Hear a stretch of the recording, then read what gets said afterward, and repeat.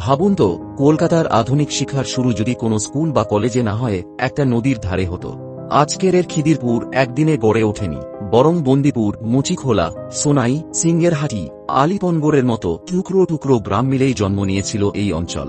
এমনকি ভারতীয়দের মালিকানায় প্রথম ছাপাখানা চালু হয় এখানেই, যার পরিচালনায় ছিলেন ব্রাহ্মণ বাবুরাম। এরপর এখান থেকেই বদলাতে শুরু করে কলকাতা। 1873 সালে ঘোড়ায় টানা ট্রাম, আর 1902 সালের 27শে মার্চ খিদিরপুর থেকে এসপ্ল্যানেড পর্যন্ত শুরু হয় কলকাতার প্রথম ইলেকট্রিক ট্রাম। তাই বলা যায়, শিক্ষা, প্রযুক্তি আর যোগাযোগ, কলকাতার অনেক প্রথমের জন্মই হয়েছিল এই খিদিরপুরে। আর আমরা সঙ্গীত ও শিক্ষায় বিশ্বাস করি, সিলেবাসের বাইরেও শিক্ষার আসল কাজ হল ভবিষ্যৎ করা। তাই কসবা, বালিগঞ্জ, ঢাকুরিয়া, হালটু সংলগ্ন এলাকায় 1 থেকে 12 টিউশন ক্লাসের জন্য যোগাযোগ করুন। এবং পরের ভিডিওতে জানব কলকাতার গৌরীবাড়ি অঞ্চলের অবিশ্বাস্য ইতিহাস। তাই চ্যানেলটি সাবস্ক্রাইব ও ফলো করে নিন।